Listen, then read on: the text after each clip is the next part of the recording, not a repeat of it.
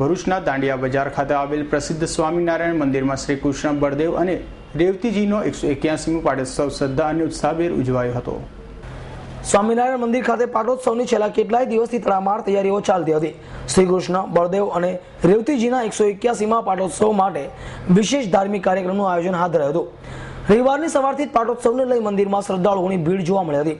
પાટોત્સવમાં વડતાલના આચાર્ય શ્રી રાકેશ પ્રસાદજી મહારાજ વિશેષ ઉપસ્થિત રહ્યા હતા। શ્રદ્ધાળુઓના ઉત્સાહમાં અનેક ગણો વધારો થયો હતો। પાટોત્સવ દરમિયાન ભગવાન ગણેશજીની મૂર્તિની પુનઃસ્થાપના કર્યા બાદ કથા કીર્તન થતા સ્વામિનારાયણ મંદિરમાં ભક્તો ભાવિપૂર્ણ માહોલ સર્જાયો હતો, જેમાં વક્તા સરજુદાસજીએ શ્રદ્ધાળુઓનો શ્રીમદ દશમ સ્કંદ કથાનું પાન કરાવ્યું હતું।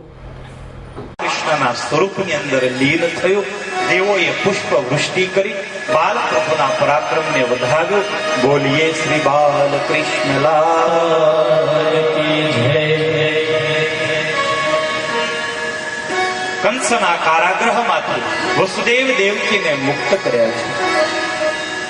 ઉગ્રસેન મહારાજને મથુરાની રાજગાદી સોંપવામાં આવી।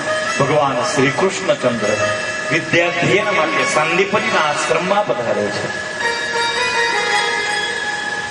ટૂંક સમયમાં સુદામાની મિત્રતા થાય, ટૂંક સમયમાં વિદ્યા સંપાદન કરી પરમાત્મા જ્યારે મથુરા પરત ફર્યા છે, ભગવાનને વૃંદાવનની યાદ આવે છે।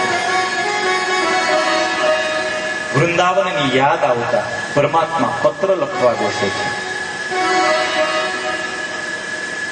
પત્રમાં પહેલો શબ્દ માં લખે છે અને માં લખ્યા પછી ભગવાન કૃષ્ણ કઈ જ લખી શકતા નથી। યશોદાની યાદ આવે, કૃષ્ણને રડવું આવે છે। ઉદ્ધવ સમજાવે છે, ભૂલો મહારાજ ભૂલો। આવી સૈયદ S9 ન્યૂઝ ભરૂચ।